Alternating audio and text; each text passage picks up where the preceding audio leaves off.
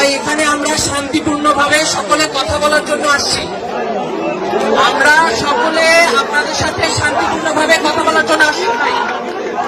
আল্লাহর রাস্তে সবাই একটু শান্ত হয়ে যান।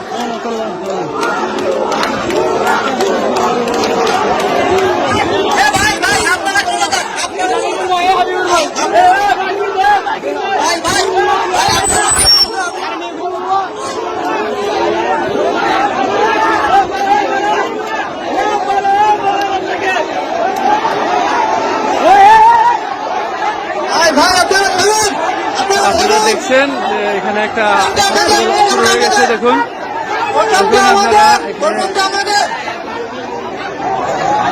দেখুন আমরা সবাই সমন্বয়, কোন সমন্বয় নাই, সারা বাংলাদেশে কোন সমন্বয় নাই। এটা কেমন কথা ভাই? সারা বাংলাদেশে একটাই স্লোগান ছিল, তুমি কে আমি কে, সমন্বয় সমন্বয় বলে রাখেন আপনারা। সবাই মিলে আমরা সমন্বয়, সবাই মিলে সবাই আমরা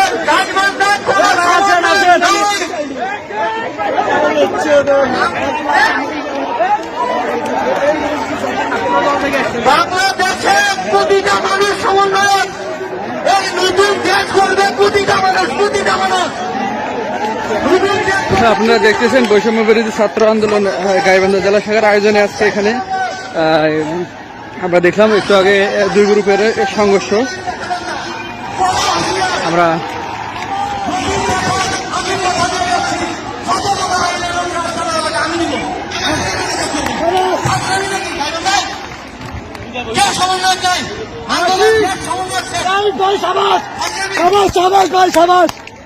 ঠিক কথা, এই প্রোগ্রামটা আমাদের ভাই। আমরা গাইবান্ধা জেলার প্রতিনিধি হয়ে এখানে আসছি। আমাদের একটা মান সম্মান আছে, আপনাদের একটা মান সম্মান আছে।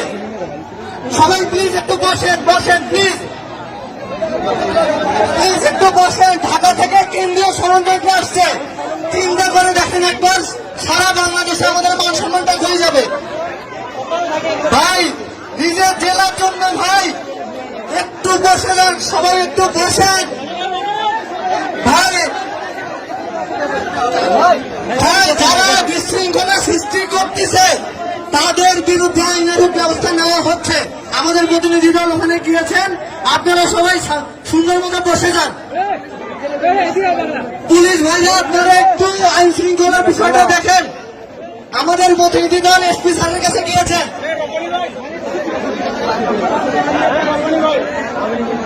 এখনো রাস্তায় যারা রাস্তায় যাচ্ছেন তাদের দৃষ্টি আকর্ষণ করছি ভাই। আমাদের কাছে ঢাকা থেকে অতিথিরা এসেছে, আমাদের অতিথির সাথে কি আমরা বিশৃঙ্খলা করতে পারবো? অতিথিরা অসম্মানিত বোধ করে এরকম কোনো কাজ করব না। আর যেসব ভাইয়েরা বিতর্কিত তাদেরকে এখানে না আসার জন্য অনুরোধ করছি।